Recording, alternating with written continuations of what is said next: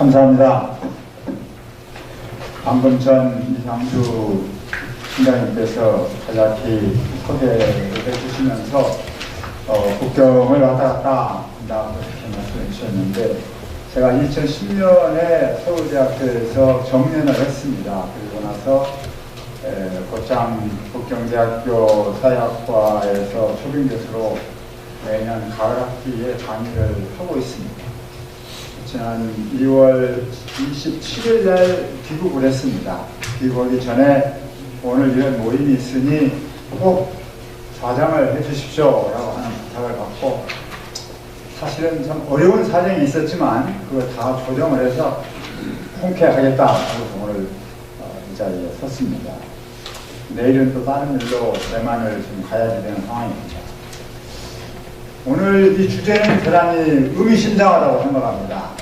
이상주 총장님께서 잘 말씀하셨지만 한국의 개도라고 하는 사주는 비단 현재의 촛불 정국이 안고 있는 어려움과 딜레마 또는 그것으로 상징되는 일종의 파국적인 이런 상황에 대한 대안 이상의 의미로 한국의 미래를 어떻게 새롭게 정립할 것이냐에 대한 어떠한 비전과 결의를 담고 있다고 생각합니다. 한국어 개조라고 하는 화두에 곧장 이어서 나오는 용어가 균형입니다.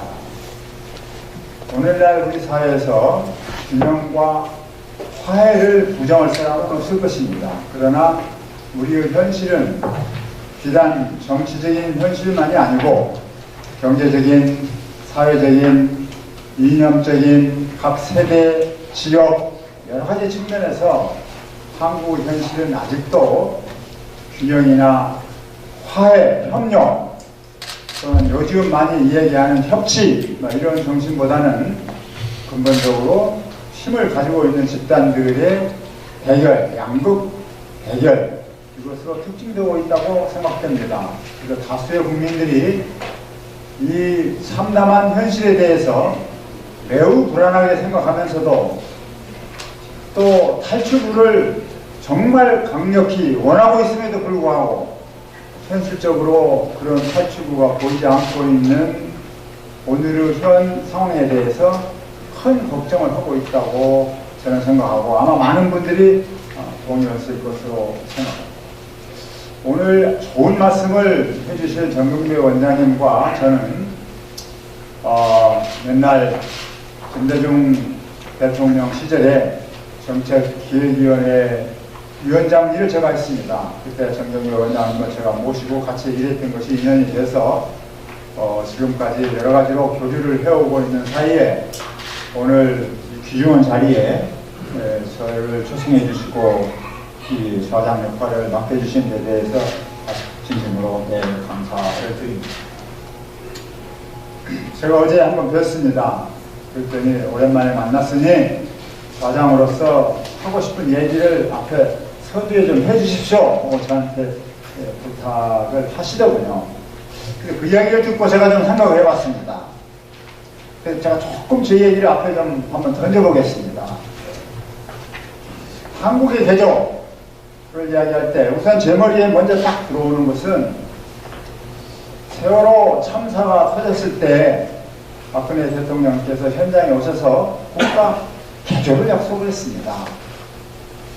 무수한 국민이 젊은 학생들이 수장이 되어서 정말 억울하게 이 세상을 떠났을 때 수많은 국민들이 눈물을 흘리면서 애도했고 이것이 뭔가 새로운 발전의 계기가 되기를 진정으로 갈망했습니다. 온 마음, 온 정성이 한데 모여서 이 죽음이 결코 헛되지 않고 이걸 계기로 해서 대한민국이 좀 더 국민이 안전하게 살 수 있는 복리복지가 보장이 되는 안전한 사회를 만드는 계기가 되기를 다 같이 갈망했습니다. 그리고 이 갈망을 담아서 박근혜 대통령이 국가 개조를 하겠다. 시민에게 안전한 삶을 보장하는 국가 개조를 위해서 최대한 노력을 하겠다. 이렇게 약속을 하셨습니다. 그러나 오늘 현실은 정반대입니다. 일부 부처를 개편한 것은 사실입니다. 그러나 어느 국민도 오늘날 위험에 찬 극도로 불안한 한국 사회에서 국민의 삶의 안전이 정부 노력에 의해서 보다 향상되고 있고 지켜지고 있다고 느끼는 국민은 정말 별로 없을 것으로 생각합니다. 이런 상황 속에서 오늘 정경주 원장께서 한국의 개조, 균형, 이걸 좀 얘기하십니다. 저는 상당히 뜻있다고 생각해요. 저는 사회학을 한 사람으로서 제가 오늘 이 좌장을 하면서 이런 말씀을 좀 드리고 싶습니다. 한국의 개조를 이야기했을 때 우리가 응시해야 될 것은 무엇인가? 그 한국은 과연 무엇인가? 라고 했을 때 우리의 시야에 들어오는 것은 현재의 촛불 정국과 같은 너무 근시안적인 것이 되어서는 안 된다고 생각합니다. 우리가 일제 식민지시대 해방운동, 독립운동을 거쳐서 해방이 되고 분단이 되고 6.25 전쟁이 터지고 산업화를 거쳐서 민주화를 거쳐서 정부화 시대를 흘려가는 그 결국 짧지 않는 그 시간을 통해서 우리가 전진을 걸어왔습니다. 그러나 그럼에도 불구하고 우리의 현실은 많은 성취에도 불구하고 국민 다수의 삶은 역시 갈수록 심각해지는 빈부격차, 양극화, 사회 갈등, 다양한 형태의 위험들이 일상생활을 짓누르고 있기 때문에 불안과 어려움 속에서 지금 허덕이고 있습니다. 국민 다수가. 이럴 때 한국의 개혁이라고 하는 화두는 어떻게 보면 긴 안목으로 과연 우리가 지난 1세기에 걸쳐서 어떤 모습으로 성장해왔고 무엇을 성취했으며 어떤 근본적인 딜레마와 한계에 부딪히고 있는가를 깊게 성찰해서 우리가 성취한 것을 큰 그릇으로 다시 삼고 우리가 놓치고 있는 부분, 실패한 부분을 겸허하게 완성해서 새로운 큰 발전의 도약을 기한다라고 하는 그 뜻이 한국의 개조, 한국이라고 하는 단어의 그 개조라고 하는 뜻이 내포되어 있다고 생각합니다. 이런 큰 그림으로 우리가 오늘의 이 저담 또는 공개 토론회를 우리가 이해하고 평가해야지 되리라고 생각해요. 그렇게 봤을 때 무엇보다도 중요한 것은 이것이라고 생각합니다. 제가 오늘 정병 원장님 옆에 계시는데 우리가 어떤 유능한 정치가, 유능한 행정가, 유능한 정책 입안가를 목전에다 두고 좋은 정책 제안을 우리가 가지고 있으니 의견을 잘 듣고 이걸 좀 관철해 주세요 라고 접근하는 수가 있습니다. 많은 사회과학자들이 그렇게 하고 있습니다. 실제로. 그래, 굉장히 좋은 방법이지만 그러나 어떤 의미에서는 이런 정책을 갖고 걸어놓기 그 이전에 사실은 하나도 근본적으로는 정치가 제대로 돼야지 됩니다. 정치가 제대로 되지 않으면 아무리 좋은 정책이라 하더라도 제 빛을 발휘할 수가 없게 돼요. 우리 지도관의 광화문에서 보면. 근데 좋은 정치를 우리가 요구하는데 좋은 정치가 되려면 어떻게 해야 되느냐? 사실은 모든 것의 뿌리는 우리 국민들, 시민들한테 있다고 생각합니다. 따라서 시민들이 새로운 어떤 문제의식을 가지고 참여를 하고 발언을 하고 의사를 모으고 합의를 하고 해서 그 밑으로부터 올라오는 어떤 힘을 가지고 정치인을 움직이고 정당도 움직이고 국가도 움직이고 그래서 뭔가 그 새로운 원동력이 밑으로부터 계속 올라올 수 있는 어떤 그런 사회를 만드는 것이 진정으로 활력 있는 사회를 만드는 길이 될 것입니다. 우리는 그동안에 여러 번 좋은 경험을 했습니다. 제 자신이 경험한 바에 의하면 80년대 우리는 많은 급격한 사회 변동 과정에서 엄청난 혼란과 갈등을 겪었습니다. 중산층과 민중이 서로 대립되면서 여러 가지 이념 갈등도 나오고 사회가 대단히 혼란스럽다고 하는 집단이 끊이지 않았어요. 그러나 그럼에도 불구하고 우리 사회는 중산층이면서도 민중적인 정체성을 포용하고 민중 가운데서도 중산층으로 진입하는 새로운 근대적인 세력이 막 성장해서 이 세력들이 사회적인 중심을 잡고 사회 통합을 이끌고 민주화를 이끌고 그렇게 해서 우리 사회가 혼란을 극복하면서 드디어 민주화, 정부화 이 과정을 성취시켰습니다.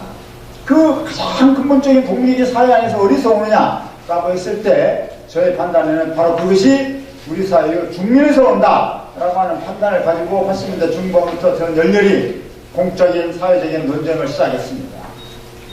중산층이면서도 민중적인 정체성을 가지고 있는 집단, 민중이면서도 중산층으로 올라가고 있는 이 근대적인 집단이 우리 사회의 역동적인 경제발전 과정에서 계속 성장해서 우리 사회 확보문에 들어가고 있다.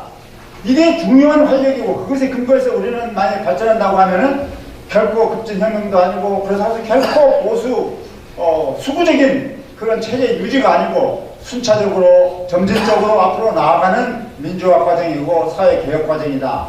우리는 그 길로 향해서 가고 있다 라고 줄기차게 외쳤고 막 결과적으로는 그렇게 가는 듯 했습니다. 그게 그동안의 30년의 경험입니다. 그러나 오늘 우리는 다시 지금 위대한 애로에 봉착해 있습니다. 이 애로를 과연 어떻게 극복할 것인가 라고 하는 게 참으로 중요한 화두가 아닌가 그렇게 생각합니다. 제가 말이 좀 길어지고 있습니다. 제가 어제 촛불 집회를 한번 가봤습니다. 비가 왔습니다. 많은 사람들이 나왔어요. 태극기를 든 시민 세력과 촛불로 상징되는 시민 세력이 서로 대결하는 양상을 보였습니다. 그러나 결코 충돌은 일어나지 않았습니다. 연단에서 나오는 목소리는 대단히 자극적인 것들이 많았습니다. 선정적인 게 많았어요. 그러나 막상 현장에서 본 시민들은 서로 섞여 있었지만 결코 싸우지 않았고 서로 공존하면서 평화적으로 썩 벌었습니다. 저는 이런 걸 느낍니다. 우리 사회도 정치인이 또 정치가 정당이 중심에 대해서 또는 이념 집단이 중심에 대해서 사회를 계속 양극화시키고 서로 대결시키지만 그러나 근본적으로 국민들 사이에 있어서는 어떤 평화가 유지되고 있다. 여기에는 어떤 공통분모가 있다. 공통의 잠재력이 있다. 이 잠재력을 우리가 어떻게 잡느냐. 이게 앞으로 굉장히 중요한 화두다. 그 잠재력이 어디서 나오느냐. 이것을 우리가 앞으로 잡아야 되는데 그 중요한 화두는 사실은 오랜 역사 속에 우리가 같이 공유하고 있는 어떤 공감의 세계, 공감의 질서를 정말 잘 파악을 해서 그 힘으로 정치를 개혁하고 사회를 움직이고 개혁하고 하는 그런 운동으로 가야지 된다라고 하는 생각을 많이 했습니다. 그리고 거기에 대해서 제가 좀 약간의 준비를 해왔습니다만은 제가 너무 많이 얘기를 하는 것은 좀 그렇고 일단 여기서 오늘 제 이야기를 끝내겠습니다. 단지 저는 이거 하나를 강조합니다. 우리의 비전은 훨씬 방대한 것입니다.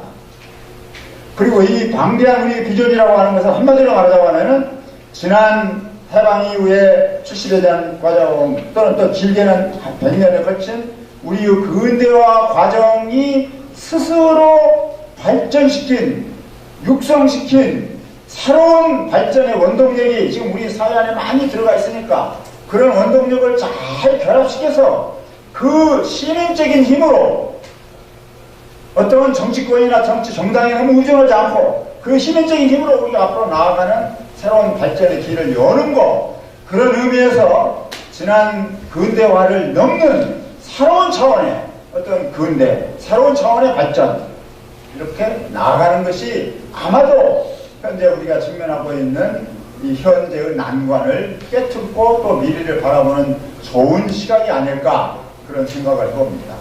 그런 의미에서 한국의 계절이라고 하는 것은 매우 유의미한 그런 화두이고 또 그런 큰 차원에서 오늘의 토론을 우리가 다 같이 이해하고 또 자리매김하고 우리가 무엇을 할 수 있는가를 토론할 수 있는 기회가 되었으면 참으로 좋겠습니다. 많이 기회를 드렸습니다.